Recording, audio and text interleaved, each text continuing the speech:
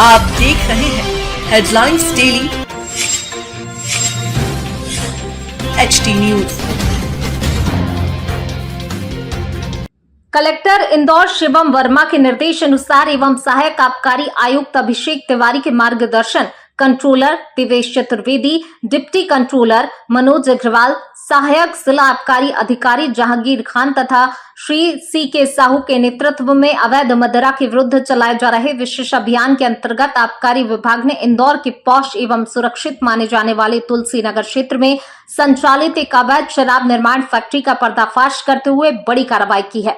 विश्वसनीय सूचनाओं के आधार पर आबकारी विभाग की टीमों ने लगभग 3 दिनों तक सिविल ड्रेस में निगरानी एवं गोपनीय रेखीकार गतिविधियों की पुष्टि की। इसके उपरांत योजनाबद्ध ढंग से की गई दबिश में 3 मंजिला भवन के भीतर संचालित अवैध शराब निर्माण इकाई का खुलासा हुआ।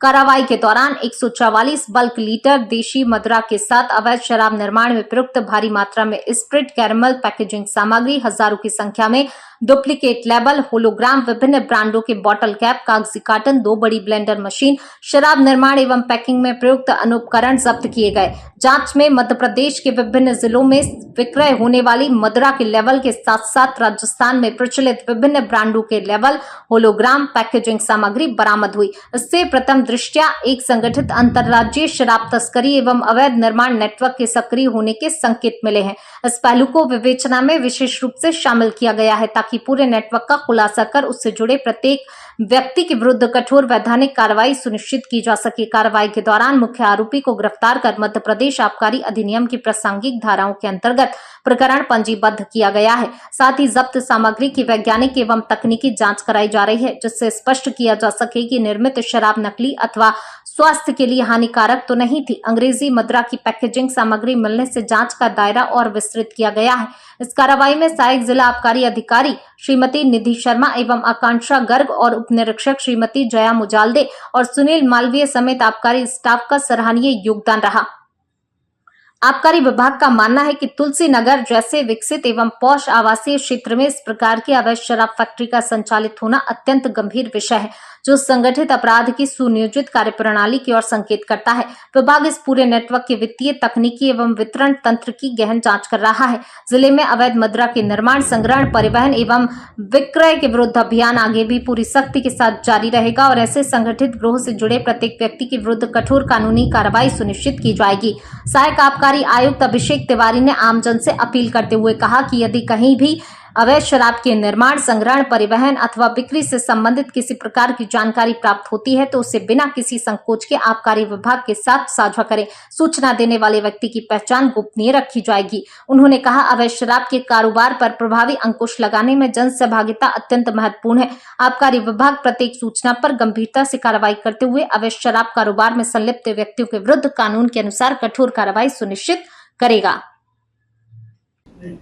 कलेक्टर महोदय श्री शिवम वर्मा साहब के मार्गदर्शन में और हमारे सहायक आबकारी आयुक्त श्री अभिषेक तिवारी साहब के नेतृत्व में कल रात को हमको 8 बजे के आसपास एक सूचना प्राप्त हुई।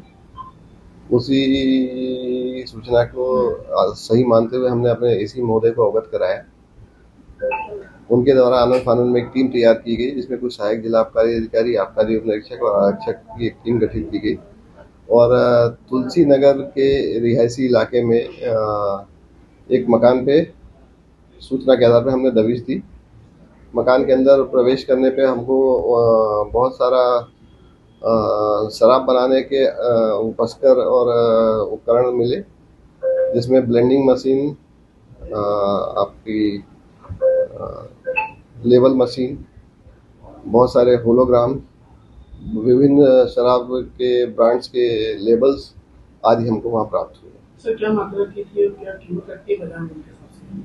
देखिए, हमको जो बनी हुई शराब प्राप्त हुई 15 से 20 पेटी के आसपास प्राप्त हुई है और जितनी सामग्री हमने जब्त की है पूरी वो लगभग 10 लाख के आसपास की कुल कीमत होनी चाहिए। शराब बनाने का इसको आइडिया कहाँ से आया और इतनी